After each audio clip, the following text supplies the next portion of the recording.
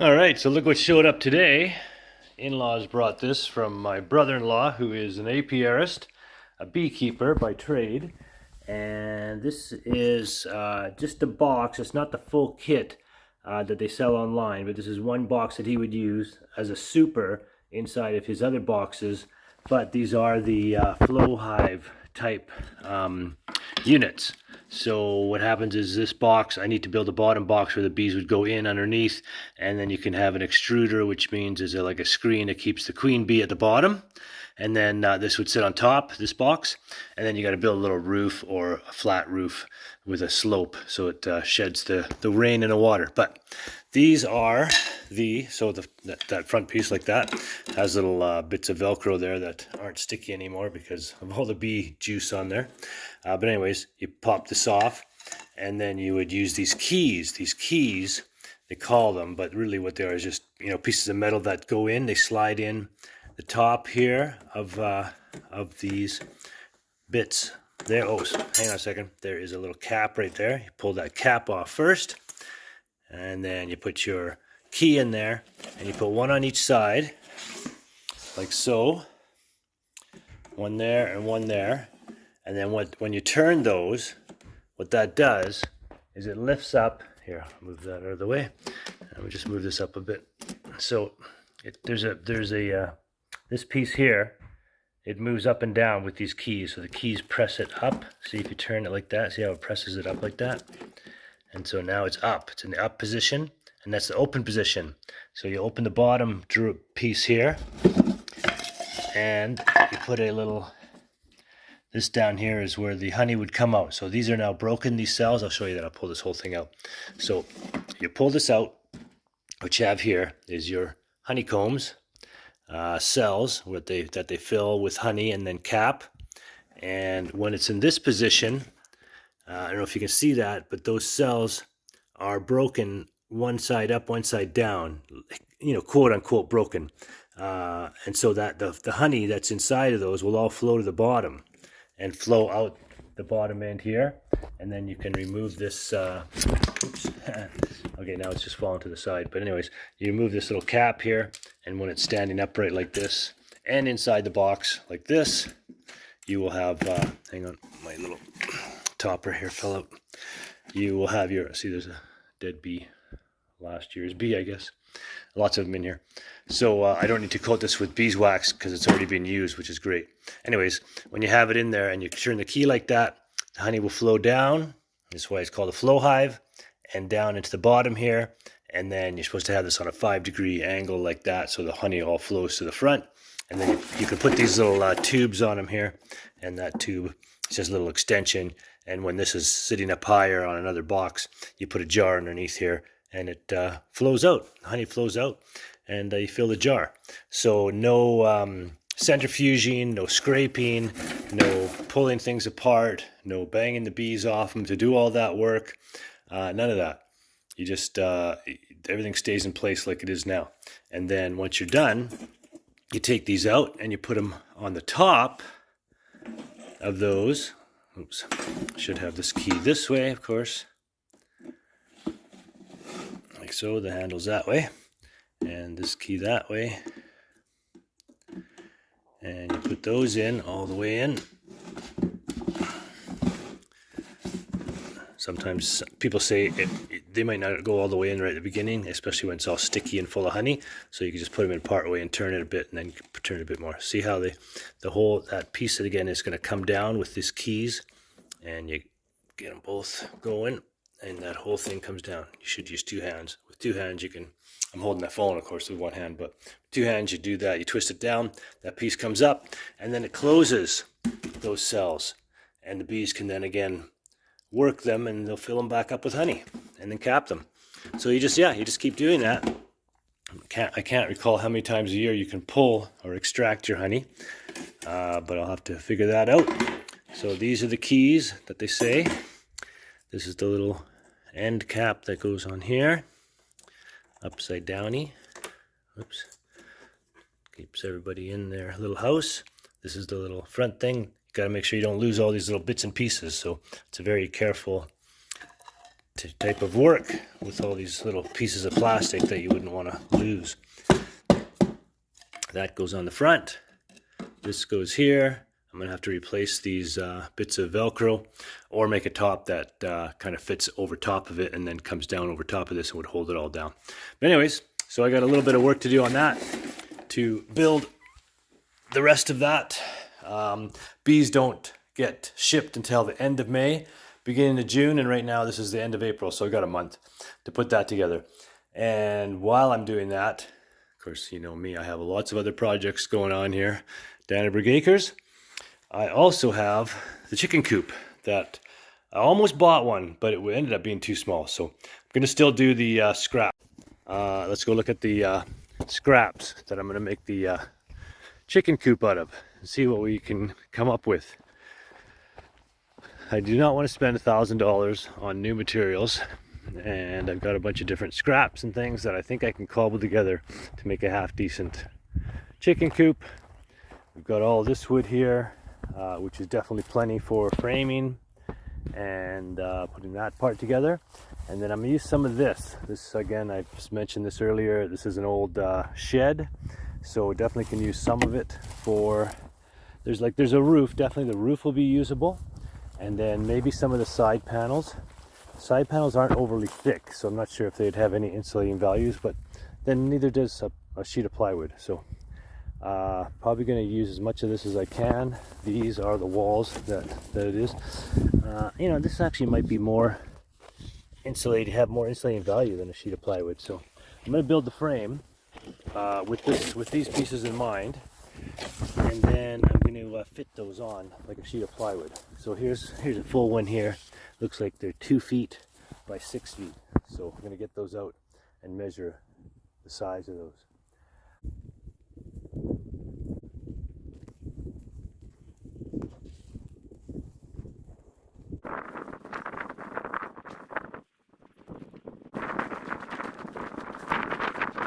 Chicken coop central. I'm going to measure these, and that's going to determine the length of our coop. So he's going to use that for a roof.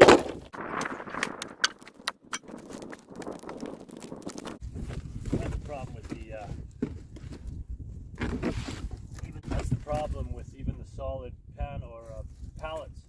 They just totally come apart. They're just laminated with junk. And you can't really say, oh.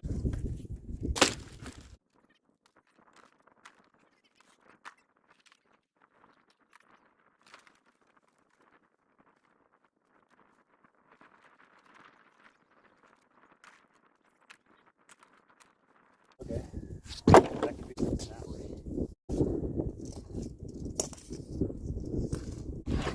These are perfect for the sides, even has windows. Could use the doors for something, but probably not.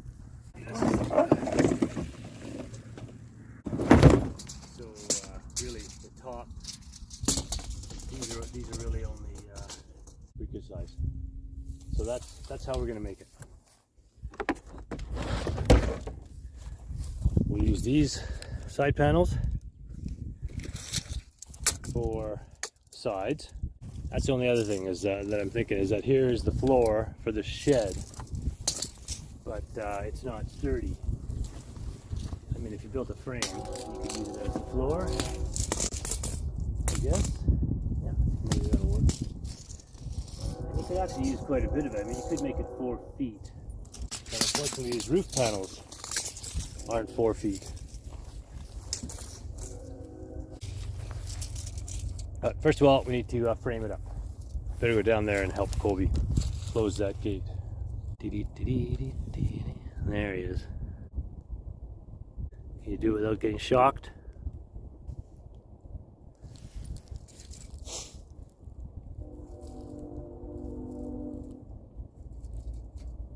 Good job. Good job, buddy. Good job hooking that back up.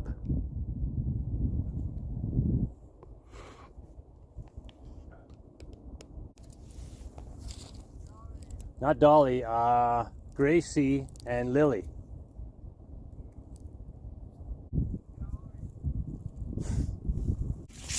Get the wifey to have a second look with me. All right, so the engineer slash Mrs. and I have decided that our coop is going to be, the base here is going to be the size of the overall half this base, and then it's going to be 2 feet on this side, which is going to be a wall like this. We're going to use these walls, and it's got already a window in it. On the other side, it's going to be 1.5 of the, no, 2 of these, 4 feet. So 4 feet tall. It's going to have a slant roof, the roof that we're using there, and then we're just going to need a sheet of plywood for both ends. 2 feet here to 4 feet there. That'll be a good sized chicken coop with a one wall being 2 feet, one wall being 4 feet. I don't know if that's making sense or not. And then if the 2 ends are plywood, then we can make a door on one side to open so we can scoop out the litter onto a or into a wheelbarrow because it's going to be off the ground. And the other side, you can make a nesting box with 2 nests in it for 4 chickens. Should be okay, right? Usually people either use those plastic egg crate boxes or you can make your own out of wood. That's where we're going. All right, we're going to take this opportunity, put the flag up. Hey, come help me, Colby.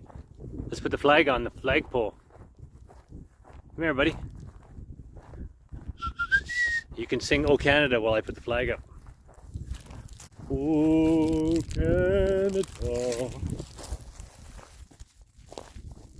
We're basically procrastinating. I'm going to build the chicken coop, and now I'm putting a flag up.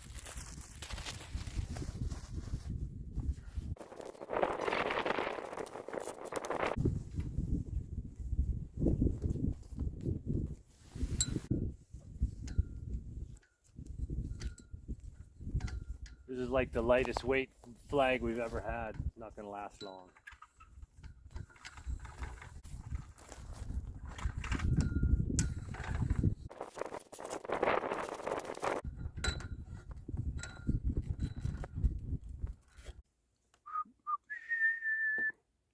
Oh, now the wind stops.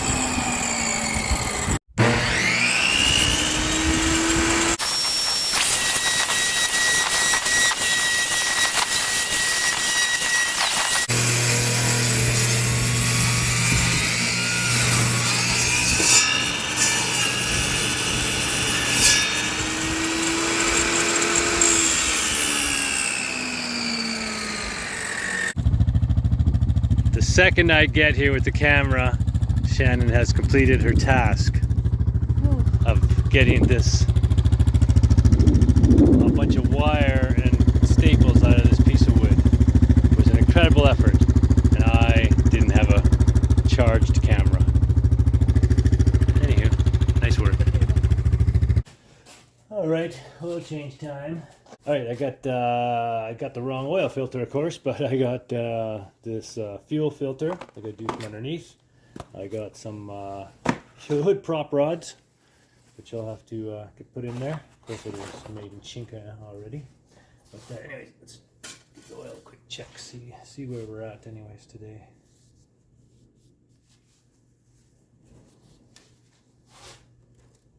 Check it out. Most of our cars only get once a year oil changes. That's the kind of mileage we do. So there it is, right up to the top. Not black, so this truck hardly gets any mileage. But anyhow, that's what we got. Not black as black can be, that's for sure. Maybe it doesn't even need a change, but always clean your brake booster off. Don't want to drop any junk in there, or as little as possible anyways. So what do we got? That's looking pretty good. Oh yeah, ooh, nice and warm too. Right up to level, looks pretty clean. I like that. Look at that, no junk on the terminals at all. You know why? Sprayed WD-40 on there a while back. Check the power steering fluid. That also looks good. Let's see, can I see it in the middles here? Oh yeah, it's actually right at the top there. That's good. Let's see, how hot are you? Kleenex? Will the Kleenex do? I don't know. Danger. Oh yeah, as usual, there's so little in there. There's no pressure. Because it leaks out somewhere, but we just don't know where. Oh, actually, it's not that far down. I can see it in there. I don't want to stick my finger in there. Let's stick the Kleenex down there. No, don't want to stick that in there either. All right, we'll just pour some in. Fill her up to the top. All right, there's the pre-mixed 50-50. Not pre-mixed, but I mix it myself, as you should.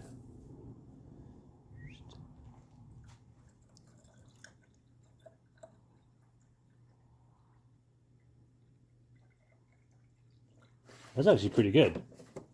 Usually it leaks down quite a bit faster than that. Gasket looks good on there. A little worn, a little hard, but maybe that's where it's leaking out from, actually. I should replace that cap. Let's see if that makes a difference. Just a little, because like I always say, this tank has a crack about halfway up, so I don't know where it flipped. Let's see if I got the right hood props. The car parts lottery. Did I order the right stuff? Did they send the right stuff? Is it labeled the right stuff? Oh, look how it's packaged with some super long bubble wrap. That's weird. Oh, it looks like hot dogs.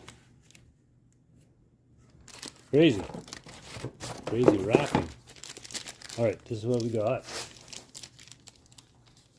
Oh, they look like they're the right length.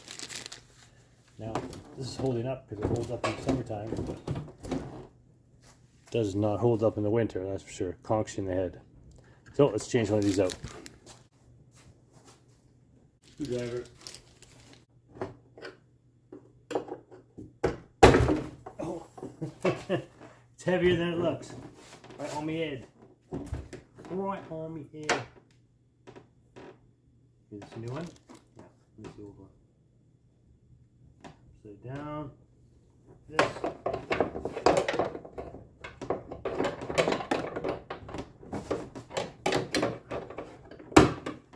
One side.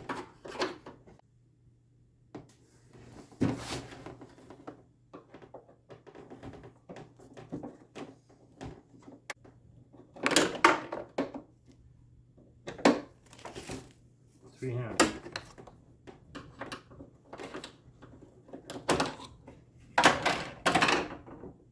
Three hands, two tools. There you go. That was only moderately hard. Made my hat dirty, I'm sure. No, not too terrible.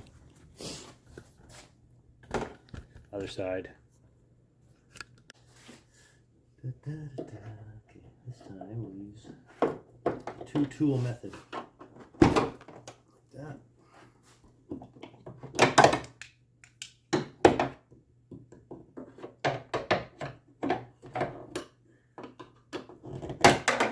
Oh, much easier with two tools.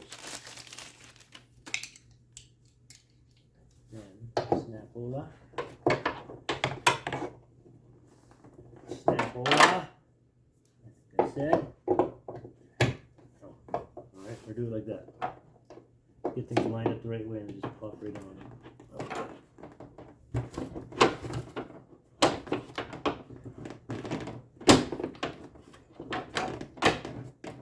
Here we go, kids. New prop rods. Just double check all the systems. Tight. Tight. That's in. That's on. Cap on there. 2 new rods. Parts out of the way. Oh. That doesn't even want to go down anymore. So lift so easily. Okay, try it. Now up. Oh, look at that. It flops up on its own. Wow. Let's try that again. Oops. Let's do that again just because it's so exciting now. Do it again just because it's so exciting now. Oh, I can't even get it to go down. No, it takes off on me. Oh, sweet ginger brown.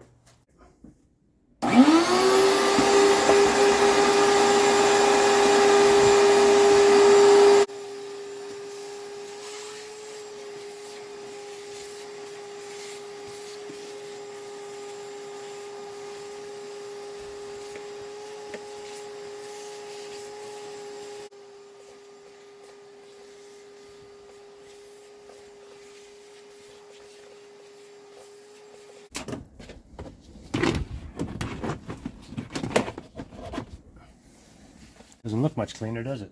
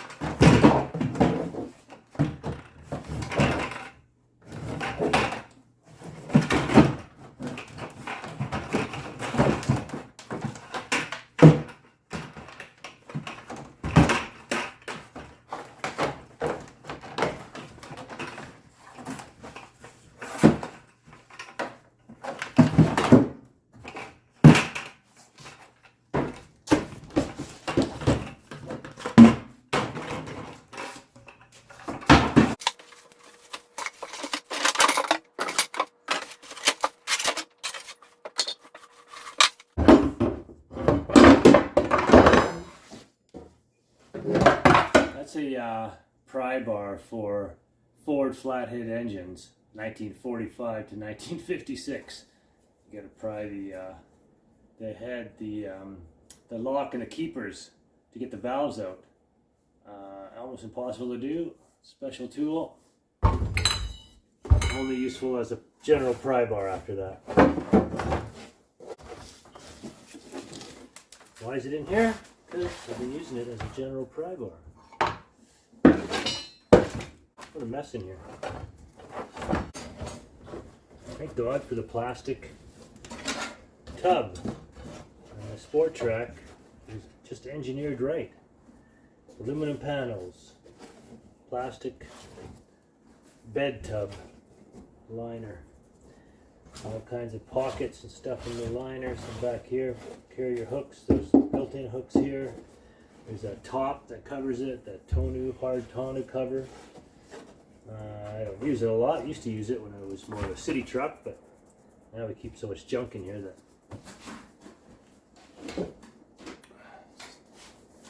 better not to have it on. If you're going anywhere and you got luggage or anything in the back, you want to keep it clean or something,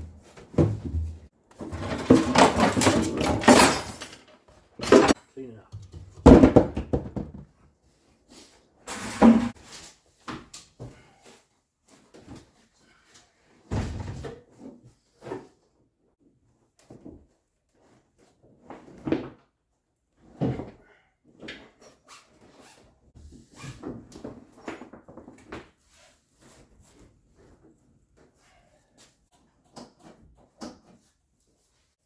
All right, just got to try to tuck this stuff in here. There's a metal piece here on the inside. Goes into that channel there in the back. So that metal piece goes into that channel. Front clips onto these once it's down there. There's things that bolt on here. These items. Sun visor and top clip there. The sun visor goes in there. All right, so we'll keep hammering away at this until we get it to fit. Last thing to do now that we got this thing connected there. There's 4 there. That's big flange that holds the whole thing on, and then there's this one here. This one was hard to get sorted because when this one's connected, then the top has to sit in exactly the right spot. All these arms for that to land, for those to land in the right spot. You get one, and then it's all twisted around. You got to kind of move the whole thing up and down. So I did that, and then there's the hydraulic hoses, and one here goes to the bottom of this hydraulic tube. Just hand tighten. I guess I should put some tape on there. Doesn't look like it had tape, but I better clean those up, put some tape on there, and then refit them.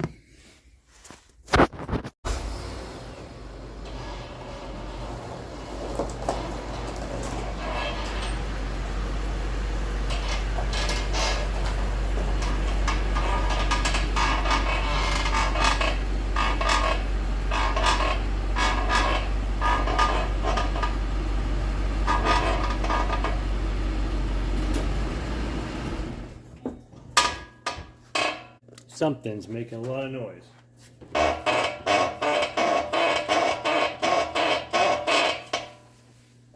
How about that?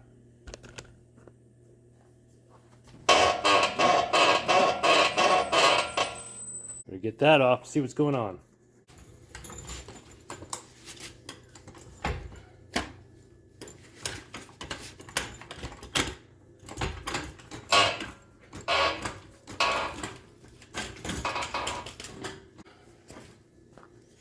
You mind? Move, please. Out.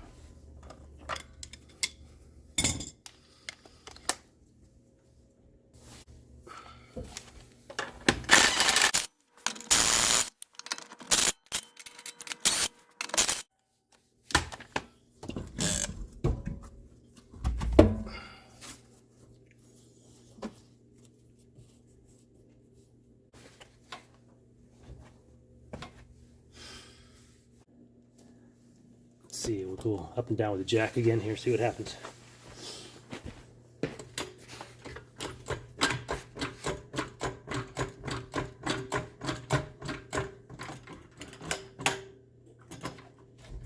Nothing.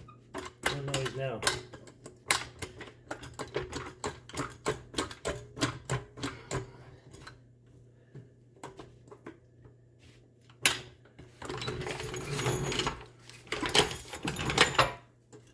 Well, I don't see anything broken or out of place. I see this here. Doesn't have a grease nipple on it, of course. That could be squeaking. Could be any of the joints here and there. Don't see anything out of place. These have always been off. The sway bar links. Been off for a long time. I guess it was too tight on the suspension like that. I don't see anything weird up top. So I guess I'm going to spray her down with some silicone and see what that gets us. Okay, so silicone is the way to go for stuff like this. It's the best on rubber. It doesn't damage rubber, and it actually brings rubber back to life. This is safe on metal, rubber, wood, and vinyl. Let's see what else. See anything else? Not really. That's what she says. Silicone lubricant. Here's a picture of, I don't know, is it like snowmobile wheels or something? Anyhow, we are going to give it a good one here and see if it makes a difference on our squeaky.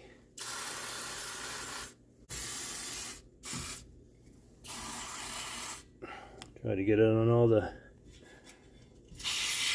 moving spots.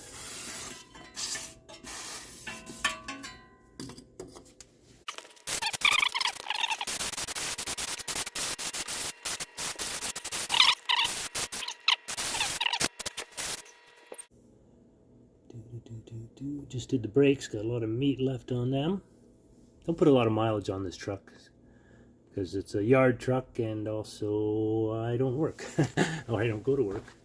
Look at the the top end of the rotor just coming apart there. There's a better shot of that top end of that rotor just coming apart. Anyways, one more going over here and we'll make sure we got it all.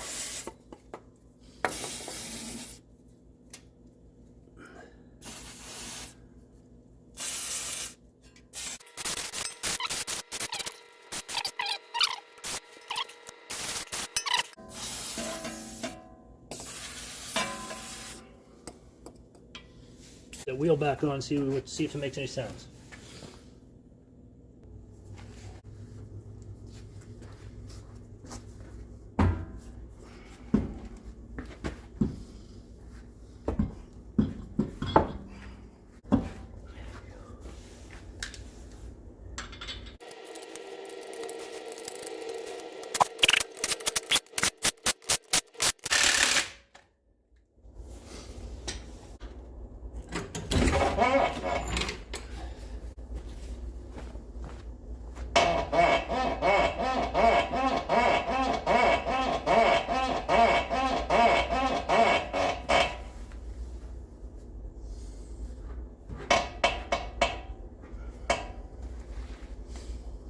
I'm still squeaking.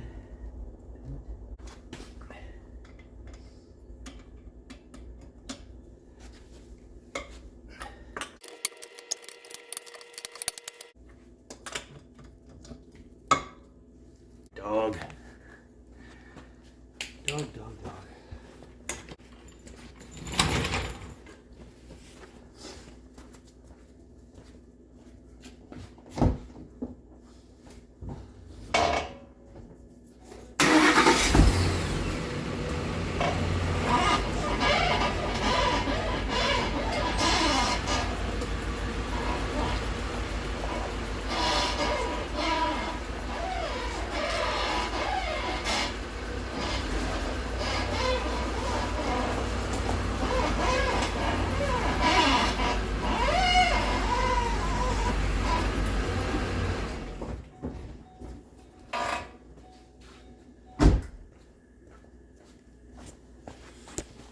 A lot of squeaking for having just oiled it. Damn it.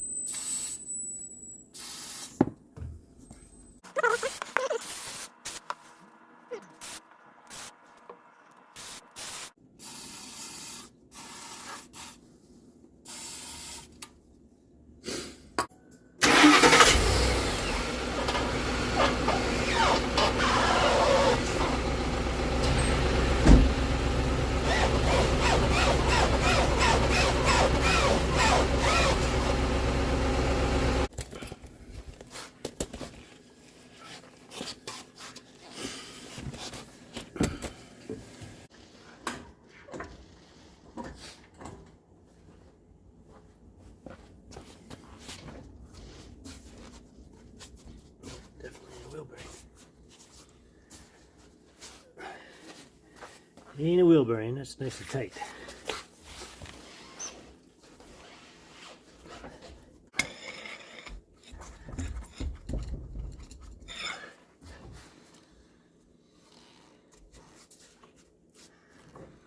She's tight. Nothing loose on it.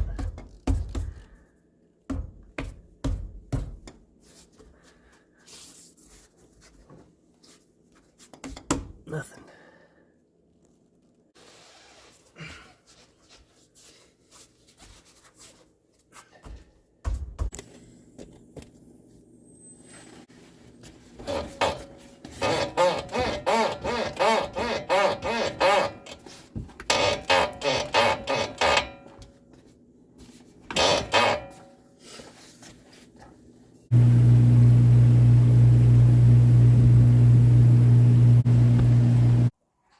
The view from the tub.